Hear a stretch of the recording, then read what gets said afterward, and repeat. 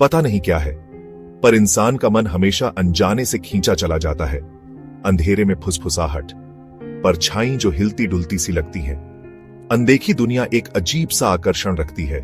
इसी रहस्य के दायरे में आता है काला जादू, एक ऐसा विषय जिसने सदियों से लोगों में डर और कौतूहल दोनों ही पैदा किए हैं। ये एक ऐसी दुनिया है जो रहस्यों में घिरी है, जहां प्राचीन रस्मों और मंत्रों के जरिए अनदेखी शक्तियों को अच्छा या बुरा करने के लिए इस्तेमाल किया जाता है। काला जादू कोई नई बात नहीं है, ये सदियों से चला आ रहा है। पूरी दुनिया के इतिहास और मान्यताओं में रचा बसा है। प्राचीन सभ्यताओं से लेकर आधुनिक समाजों तक काले जादू की शक्ति में विश्वास आज भी कायम है। कुछ लोग इसे अंधविश्वास मानते हैं, जबकि कुछ का दावा है कि उन्होंने खुद इसके भयानक प्रभाव देखे हैं। लेकिन असल में काला जादू क्या है? क्या यह दूसरों को नुकसान पहुंचाने के लिए इस्तेमाल की जाने वाली एक चाल है, या फिर यह सिर्फ हमारी कल्पना की उपज है?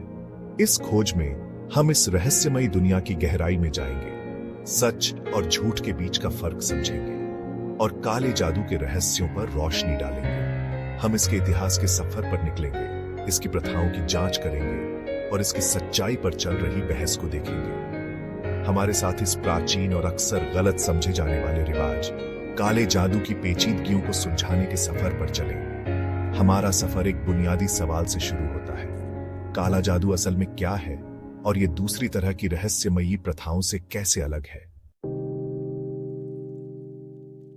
काला जादू शब्द सुनते ही मन में एक डर पैदा होता है। गुप्त रस्मों और बुरे इरादों की तस्वीरें उभरने लगती हैं।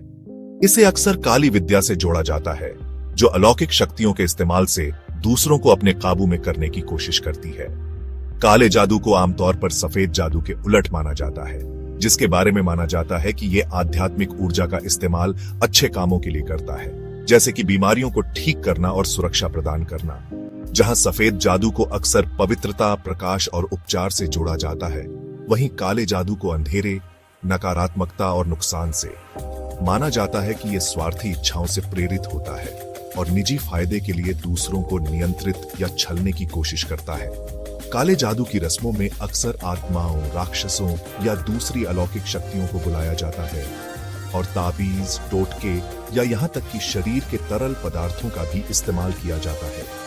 हालांकि ये ध्यान रखना जरूरी है कि काले जादू और सफेद जादू के बीच की रेखा धुंधली और व्यक्तिगत हो सकती है। जिसे एक संस्कृति काला जादू मानती है, उसे दूसरी संस्कृति सामान्य या सकारात्मक भी मान सकती है। अक्सर इसके पीछे के इरादे को ही असली वजह माना जाता है। जहां काले जादू को बुरे इरादे से पहचाना जाता है, चाहे तरीका कोई भी हो। काले जादू की प्रकृति को समझने के लिए हमें इसके ऐतिहासिक जड़ों में जाना होगा। अलग अलग संस्कृतियों और समय में इसकी मौजूदगी का पता लगाना होगा। काले जादू में विश्वास इंसानी इतिहास में गहराई से बसा हुआ है और इसके इस्तेमाल के सबूत प्राचीन सभ्यताओं तक मिलते हैं। उदाहरण के लिए, प्राचीन मिस्र में जादू धार्मिक और सामाजिक जीवन का एक अहम हिस्सा था।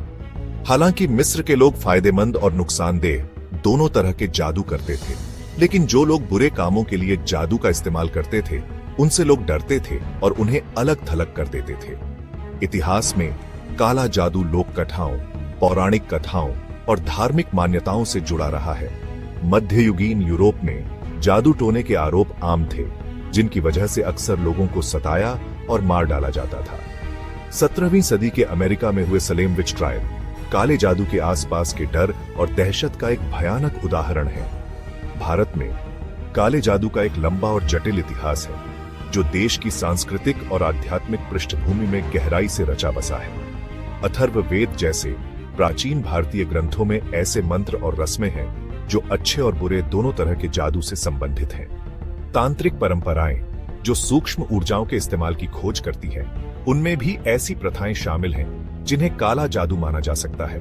हालांकि इनमें जोर अक्सर आत्म विकास और आध्यात्मिक मुक्ति पर होता है, न कि दूसरों को नुकसान पहुंचाने पर। प्राचीन रस्मों से लेकर आधुनिक प्रथाओं तक काला जादू लगातार विकसित होता रहा है, अलग अलग सांस्कृतिक संदर्भों और मान्यताओं के हिसाब से बदलता रहा है। चौथा भाग, रहस्यों का खुलासा, काले जादू के प्रकार और प्रथाएं।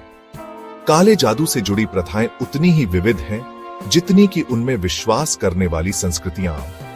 कुछ आम तरीकों में शामिल हैं श्राप, टोना और अभिशाप, जिनके बारे में माना जाता है कि ये जिसके लिए किए जाते हैं उस पर दुर्भाग्य या नुकसान लाते हैं। प्रेम मंत्र, जिनका इस्तेमाल अक्सर किसी के प्यार को पाने के लिए किया जाता है, अगर बिना सहमति के या नुकसान पहुंचाने के इरादे से किए जाए तो उन्हें भी काले जादू के अंतर्गत माना जाता है। वशीकरण, जो भारत में प्रचलित है, काले जादू का एक रूप है जिसका उद्देश्य किसी दूसरे व्यक्ति के विचारों, कार्यों या व्यवहार को नियंत्रित या प्रभावित करना होता है। ये ताबीज, मंत्र या रस्मों के जरिए किया जा सकता है। आत्माओं को बुलाना एक और आम प्रथा है जिसमें आत्माओं या राक्षसों को बुलाकर उनसे काम करवाया जाता है, अक्सर बुरे कामों के लिए। कुछ जगहों को काले जादू के लिए ज्यादा संवेदनशील माना जाता है या ऐसा माना जाता है कि वहां शक्तिशाली ऊर्जाएं होती हैं जिनका इस्तेमाल ऐसी प्रथाओं के लिए किया जा सकता है। असम, भारत का एक गांव मायोंग काले जादू की भूमि के रूप में जाना जाता है। कहा जाता है कि मायोंग कभी शक्तिशाली जादूगरों और काले जादू करने वालों का केंद्र था और रहस्यमयी तरीके से लोगों के गायब होने और अलौकिक घटनाओं की कहानियां आज भी इस गांव से जुड़ी हुई हैं। हालांकि काले जादू की प्रथाएं किसी डरावनी फिल्म जैसी लग सकती है, लेकिन सवाल यही है, क्या इन दावों में कोई सच्चाई है या ये सिर्फ अंधविश्वास और डर की उपज है?